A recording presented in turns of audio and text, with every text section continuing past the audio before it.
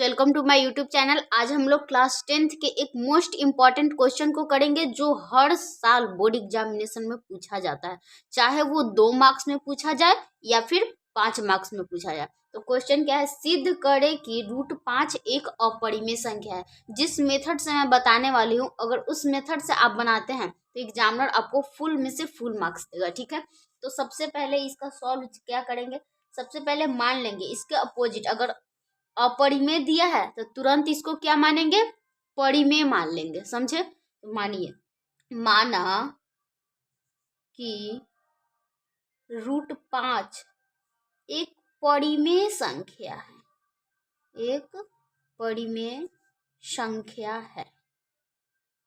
ठीक है, इसके बाद चूंकि ये परिमेय संख्या है तो हम लोग क्या पढ़े हैं कि परिमेय संख्या को P/Q के रूप में लिखा जाता है, जहां जो है Q = नॉट जीरो होता है, Q = नॉट जीरो होता है। तो इसको हम 5 को जब माने हैं कि ये परिमेय संख्या है तो 5 को लिख सकते हैं P/Q के रूप में। तो √5 = P/Q। तो इसको कुछ नहीं नीचे तो 1, इसको क्रॉस मल्टीप्लिकेशन करेंगे तब P को 1 से गुना करेंगे तो P, और √5 को Q से गुना करेंगे तो Q√5। ठीक है, अब क्या करेंगे, दोनों तरफ वर्ग करेंगे। दोनों तरफ वर्ग करने पर, दोनों तरफ वर्ग करने पर, जब दोनों तरफ वर्ग करेंगे तो P का स्क्वायर और इधर हो जाएगा Q√5 का होल स्क्वायर। हम लोग क्या जानते हैं, P का स्क्वायर, तो P का स्क्वायर हो गया। और ये हम लोग जानते हैं क्या कि स्क्वायर से जो है रूट कट जाता है, तो स्क्वायर से रूट खत्म हो जाएगा, लेकिन इस पे भी तो स्क्वायर है, यानी 5Q²। समझे? इसको नहीं समझे होंगे तो देखिए यहाँ पे ये क्या होता है, 5, अगर √5 का स्क्वायर है तो 5 से रूट खत्म हो गया तो 5 निकल गया। अब Q² पे स्क्वायर था इसलिए Q² हो गया। समझ गए? अब देखिए आगे क्या करेंगे, यहाँ पे लिखेंगे चूंकि 5 P² का एक गुणनखंड मान लीजिए 6 है, तो 2 × 3 कितना होता है, 6 होता है। तो अब ये 2 भी 6 का गुणनखंड है और ये 3 भी 6 का गुणनखंड है। तो यहाँ पे लिखेंगे चूंकि 5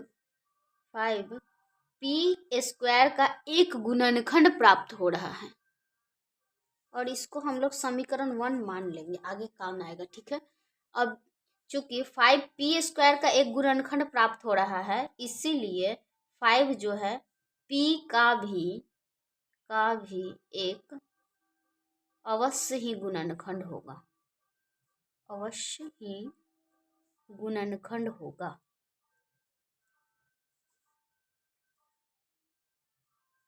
ठीक है, अब मानेंगे फिर से पुनः प्रश्न से, माना m कोई धनात्मक पूर्णांक है, m कोई धनात्मक पूर्णांक है,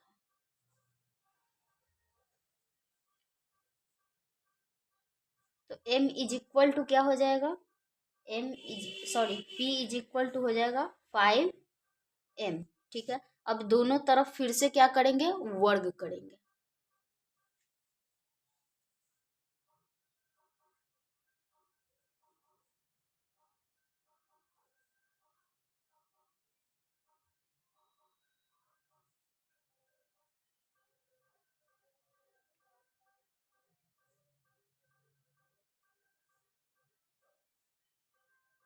दोनों तरफ वर्ग कर लिए तो ये क्या हो जाएगा, P का स्क्वायर, और ये हो गया 25m²। ठीक है, अब समीकरण 1 में Q का मान निकालेंगे। समीकरण 1 से अगर Q का मान निकाला जाए तो Q² = क्या होगा, P²/5 हो जाएगा। यही होगा Q² का मान।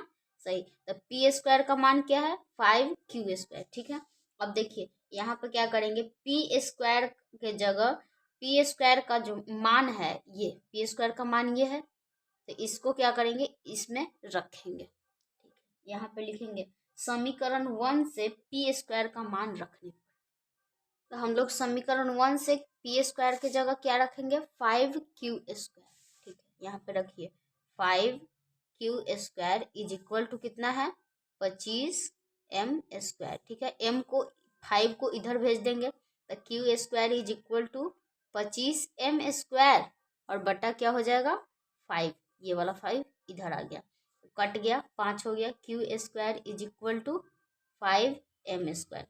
यहाँ q² का 5 क्या है, एक गुणनखंड है, लिखेंगे चूंकि q जो 5 है q² का एक गुणनखंड प्राप्त हो रहा है, इसीलिए 5 जो है q का भी एक अवश्य ही गुणनखंड होगा, एक अवश्य ही गुणनखंड होगा।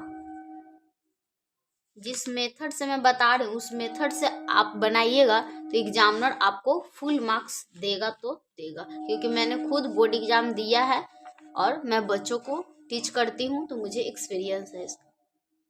अब कुछ कथन लिखेंगे, देखिए अब लिखेंगे क्या, यहाँ पे देखिए इस प्रकार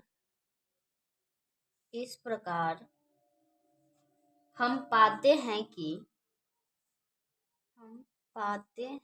कि रूट जो 5 है p तथा q दोनों का एक गुणनखंड प्राप्त हो रहा है, दोनों का एक गुणनखंड प्राप्त हो रहा है, यानी वो क्या है उभयनिष्ठ, दोनों में प्राप्त होता है, गुणनखंड प्राप्त हो रहा है,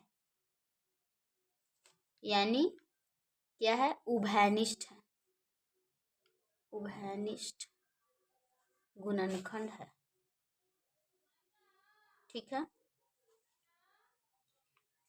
और चूंकि यहाँ से लिखेंगे अर्थात यहाँ लिखेंगे किंतु लिखिए या चूंकि लिखिए कुछ भी लिखिए, किंतु हम जानते हैं कि, हम क्या जानते हैं, हम जानते हैं कि P और Q में, P तथा Q में एक के अतिरिक्त कोई दूसरा उभयनिष्ठ गुणनखंड नहीं हो सकता है।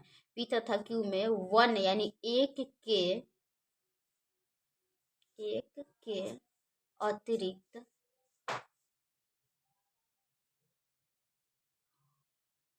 कोई दूसरा उभयनिष्ठ गुणनखंड नहीं हो सकती है, अतः हमारी मान्यता गलत हुई, हमारी मान्यता गलत हुई कि √5 एक अपरिमेय, परिमेय हम लोग माने थे ना, तो परिमेय संख्या है।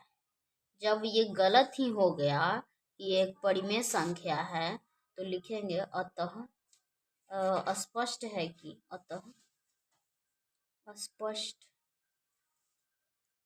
है कि √5 एक अपरिमेय संख्या है। अगर इस मेथड से आप टोटल बनाते हैं, अगर 5 मार्क्स में हो तो आपको 5 मार्क्स का 5 मार्क्स देगा, अगर 3 मार्क्स का भी रहेगा तो फुल मार्क्स देगा, अगर 2 मार्क्स का भी रहे तो मैंने शॉर्ट में भी अपरिमेय संख्या सिद्ध करना बता दिया है, वहां से देख लीजिए। वीडियो अच्छी लगी हो तो लाइक करें, चैनल पे नए हैं तो चैनल को सब्सक्राइब कर लीजिए। मिलते हैं नेक्स्ट वीडियो में, तब तक के लिए धन्यवाद।